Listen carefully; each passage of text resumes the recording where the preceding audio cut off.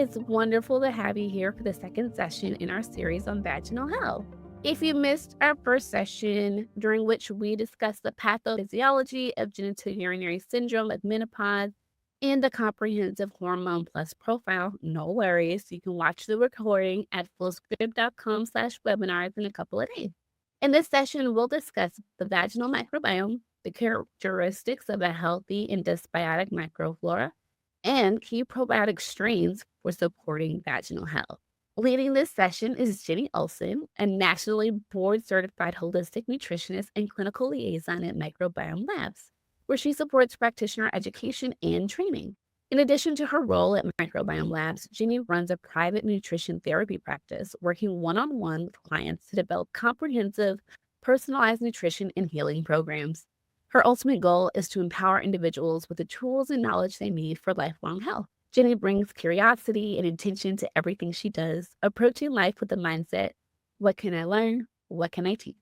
Before we get started, a few quick housekeeping notes. Please submit your questions in the chat and we'll address as many as possible after the presentation. Webinar is being recorded and a recording will be sent to all attendees and registrants via email. You can also access it at fullscript.com/webinars in a couple of days.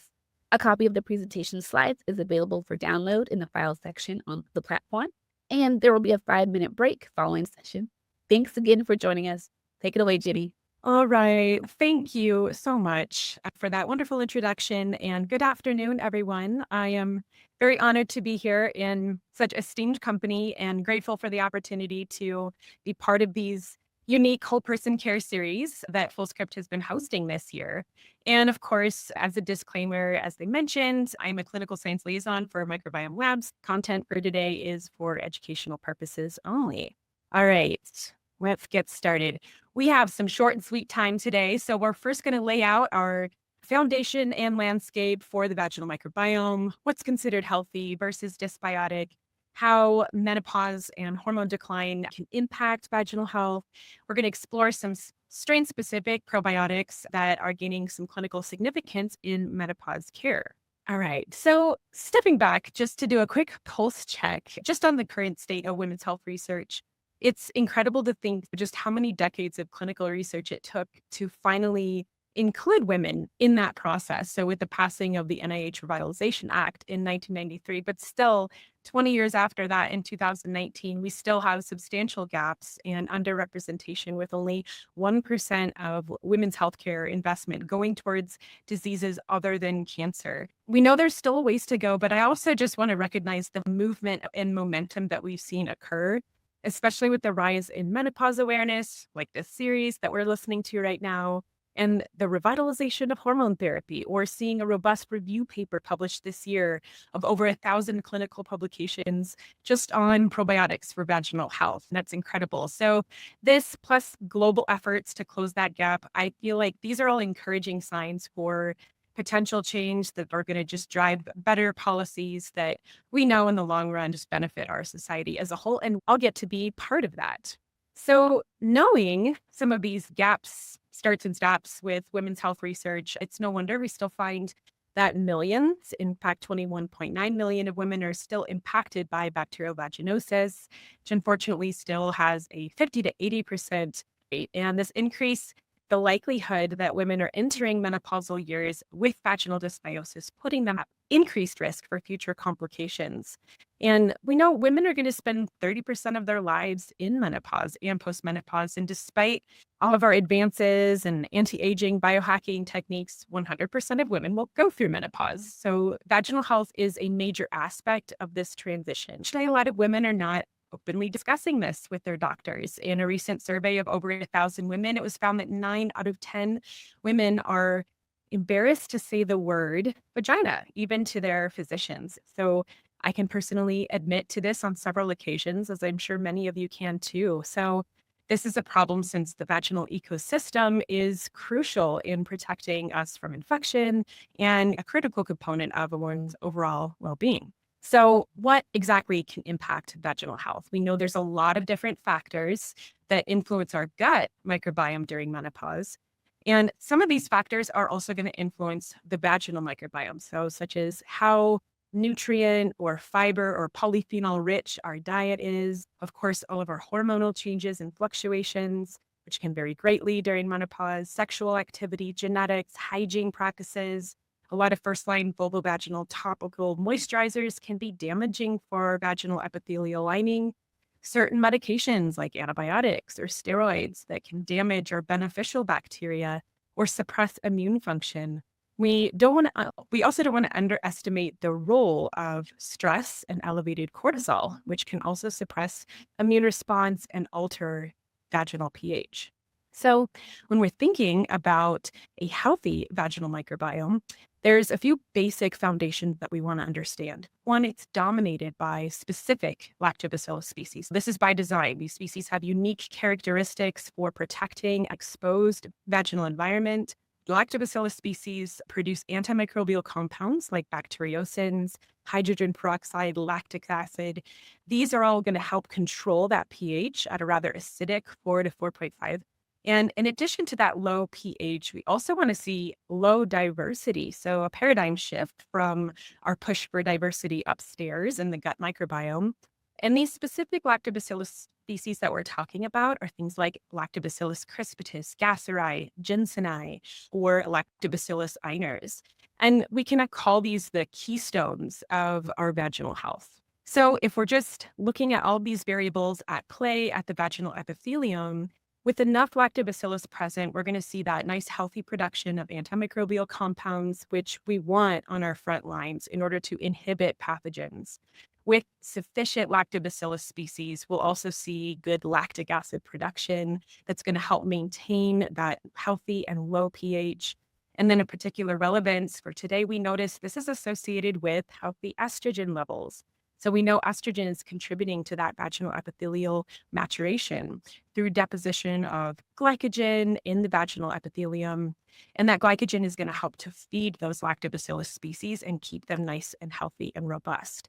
So what do we see during vaginal dysbiosis? We might see low lactobacillus species, possibly low estrogen, some of those other lifestyle risk factors that we just mentioned. All of this is going to reduce the protective antimicrobial compounds, reduces lactic acid, increases pH, increases diversity, and creates them more susceptible to pathogenic invasion. So low estrogen and glycogen are also factors that are associated with a thinner and less protective mucosal lining. This is going to make it easier for pathogens to adhere and cause epithelial damage. And this can lead to some of those symptoms of vaginal dryness, atrophy, or discomfort. But even more, it's going to increase our risk for infections like BV, STI, even adverse pregnancy outcomes. So it's a very delicate balance, like a very fine wine, right? But unlike a fine wine, it doesn't really improve with age. So if we take a look at our vaginal epithelium through these life stages, we see the strong influence of lactobacillus species and hormones, mainly estrogen, driving these fluctuations throughout a woman's life. Prior to menarche, her epithelium and mucosal layer is going to be very thin. Estrogen, progesterone levels haven't begun to rise. Therefore, there tends to be a higher pH and microbial diversity. Then we enter puberty, and this ecology starts to flip. It's mature, becomes more protective and functional. And we enter menopause into postmenopause, and that hormone and immune shift decreases the vaginal microbiome's resilience. Some of these factors, like estrogen and glycogen levels, are also going to be driving similar changes throughout the rest of the body, like the brain and the skin. We know most women at some point in their lives are going to be diagnosed with a condition of vaginal dysbiosis, but the type, the frequency is going to depend on her age and hormone status. So while BV UTIs may persist in menopause, vaginal yeast infections may be more of an issue in reproductive age, or if or when patients are undergoing hormone replacement therapy.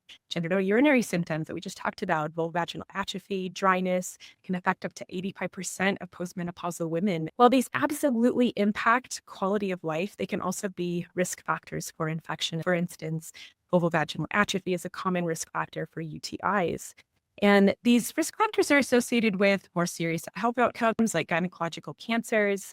Due to that clinical importance, how are we classifying and testing for the vaginal microbiome? thanks to the groundbreaking work of Jacques Ravel and his team in 2012, set up to identify the microbial patterns in a female cohort, we have these categories called community state types. And while many of these community state types were identified in the original research, were 5 that were, so we have community state type 1, which is largely dominated by Lactobacillus crispatus. And this characterized by a lower pH, higher resistance to pathogens, also known for its stability throughout our menstrual cycle. State type 2, this is dominated by Lactobacillus gasseri, and it's not as common, but it's still considered healthy and rarely associated with disease states. Then we come to state types 3 and 4. So state type 3, it is dominated by a Lactobacillus species, just not our best one. Lactobacillus iners is more of a wild card. It's not as protective. This is a transitionary state, more vulnerable to transition to state type 4, which is identified by low to no lactobacillus species, higher diversity, higher pH. And then we have a less common state type 5, which is dominated by Lactobacillus jensenii. During reproductive years, state type 4 is associated with BV, STIs, adverse pregnancy outcomes, but there's also been clinical trials to show that amongst postmenopausal women, community state type 4 has higher associations with vaginal dryness and vulvovaginal atrophy. So, and conversely, these studies also show that menopausal women with a higher abundance of Lactobacillus species have lower odds of vaginal atrophy, dryness, and overall lower genitourinary scores. Knowing a lot of these states, it's nice to know about the progression of dysbiosis. But when we're thinking about interventions, it's important to understand the major contributors to the vaginal microbiome. And we can largely understand this through the bidirectional relationships the vagina has with the gut and the urinary system. So if we're looking at how is the vagina colonized, there's a lot of variables: hormones, immune influence, circulating metabolites.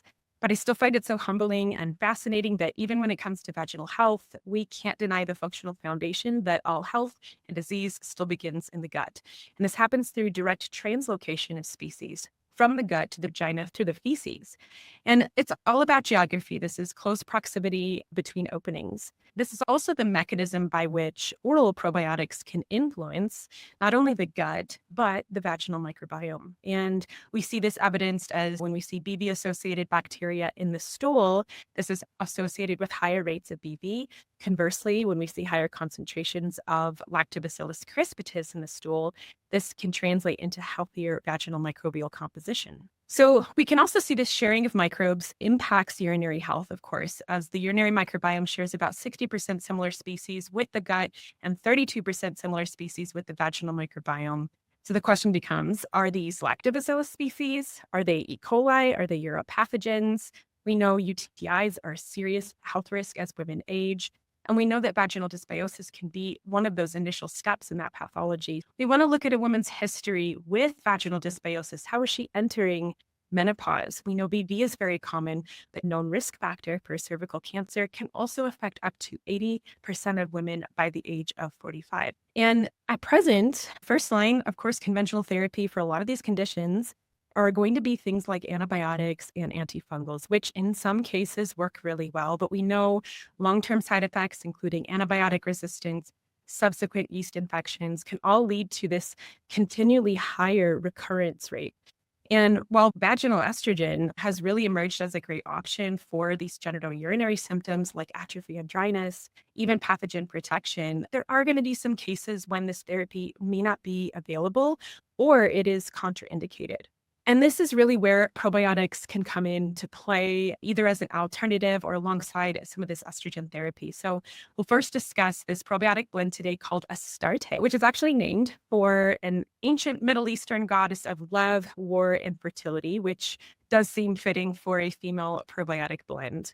This is a blend, consists of specific lactobacillus, Lactobacillus crispatus, jensenii, gasseri, and lactobacillus. These are human-derived strains, all shown to have resistance to stomach acid and bile, surviving digestion. This specialized blend has been studied in several different clinical trials demonstrating efficacy for rebalancing the vaginal microbiome, BV, yeast infections, and even in postmenopausal women with breast cancer on estrogen blockers. So this first study was a double-blind randomized controlled trial assessing the effect of Astarte on BV. This is a 2-week intervention where half of the women received the placebo plus standard of care, and the other half received the standard of care plus Astarte. And they looked at markers, discharge, recovery rate, odor, as well as the score. And at the end of this study, 100% of the Astarte group no longer met the criteria for BV, whereas only 64% in the placebo group fell below the criteria. So the Astarte group also saw a 200% reduction in AMSL score and significant reductions in discharge and odor. So the intent here was really to look at how the probiotics work next to this antibiotic, specifically metronidazole. And it suggested that the probiotics not only helped to preserve the Lactobacillus species, but helped this therapy work better. This next study, this is an open randomized control study. This evaluated the effect of Astarte on Candida outcomes in pregnant women, both healthy and women with herpes. And the herpes was just a vaginal dysbiosis model. So some women received standard of care, some women just received the Astarte blend, and then we have a control with no intervention. And here they were looking at Candida overgrowth, vaginal discomfort, but they were also looking at other pathogens like E. coli, Enterobacter, Klebsiella, Gardnerella, as well as some other pregnancy markers. So here they found that there was a 200% increase in lactobacilli. So this was in the Astarte group. And they saw a significant decrease in pH, increases in the hydrogen peroxide production. They also saw a significant decrease in vaginal itching, decreased pathogens, some of those ones that we just talked about that were tested, as well as significant reductions in placental insufficiency and preeclampsia. And when we look at these results, it's not really that surprising considering some of the protective profiles of these specific Lactobacillus species. Additionally, we see some of this original data of the selection of the strains. And we see impressive impact on strains like Gardnerella and strong overall impact on Candida species between the combined strains. And so turning now just towards the specialized Lactobacillus acidophilus species called LA5. And this has been more well studied for yeast balance. And we know yeast infections may be more prevalent in reproductive age women, but they can increase either during that initial erratic estrogen fluctuation stage or when starting HRT in menopause. So this first study, this was a long-term crossover study with women with recurrent vulvovaginal candidiasis, so where half of them received LA5 or a placebo for 6 months, and then they switched after 6 months. So here they were simply measuring Candida overgrowth and infection recurrence. And the results were significant for the LA5 group. This showed an 85% reduction of yeast infection and a 74% reduction of Candida colonization. And interestingly, the original cohort here was actually much larger, but 40% of the women who were first assigned to that LA5 group actually dropped out because they didn't want to enter the placebo group because they were feeling so good. All right. And then this next one, this is a triple-blind randomized controlled study. The investigators really set out to compare the effect of LA5 to fluconazole in the treatment of vulvovaginal candidiasis. And they measured specific metrics like Candida overgrowth, itching, discharge, burning, and dysuria. And in this one, the LA5 group saw significant reductions in all of these Candida symptoms. But more compelling was that these results were statistically no different than that of the fluconazole group. So really, this is just demonstrating the strength of this single probiotic intervention. So these studies, you guys, are just really a glimpse of the evidence that really has been amassing, supporting the efficacy of probiotic therapy for vaginal health. And oral probiotic therapy is fast being recognized as a primary, not periphery intervention, restoring vaginal health, reducing infection and infection occurrence, and in menopause and postmenopause as a single and adjunct therapy for protecting and restoring vaginal health and ecology. So with that, we'll summarize with what is hopefully obvious, and hopefully I made clear that the vaginal microbiome has health impacts that go beyond uncomfortable symptoms. We have these strain-specific, wonderful, clinically proven probiotics I believe really do belong in our menopausal clinical toolbox. And then all of these research tables you guys will be sent, and a few extra bonus studies just for your reading pleasure. And I will hand it over. Thank you so much. That was wonderful. So Apologize if I talked fast. we do have a few questions, so let's jump into those. First, how or why can oral probiotics impact or even colonize the vaginal microbiome? It's that same slide that I talked about. It's through the gut-vagina axis. And there are actually many different pathways that have been studied in how the gut is impacting the vaginal microbiome. So this could be through immune cells, B cells. This could be through intermediates like even LPS or short chain fatty acids, things like that. The main influence there, though, is going to be directly through the feces. So this is direct bacterial translocation from the anal opening to the vaginal opening, and it's just a passing. So Yeah, I mean, I've had that question for like years. I'm like, how does that work? How does it get in the vagina? But that makes so much sense. yeah, and the other pathways are being also studied as well, but that has been the one that has just the strongest evidence behind it.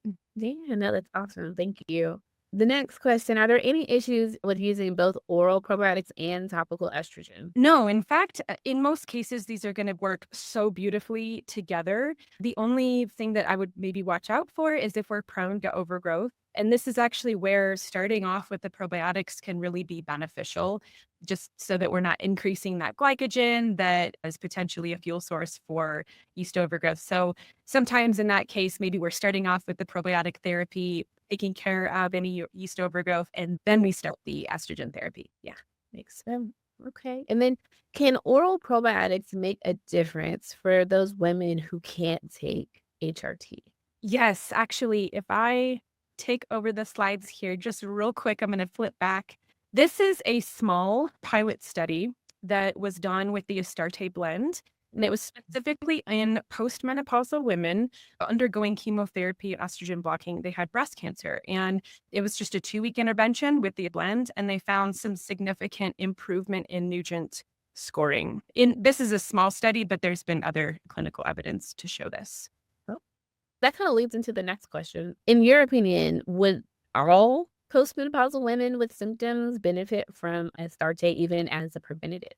Yes, I think definitely the answer there is yes. And even as we know, how we enter this stage is also very impactful and how intense it can be. So we want to enter the stage with good vaginal microbiome, good glucose control, and that will make the transition go so much better. So I say take them before, during, and after. Got it.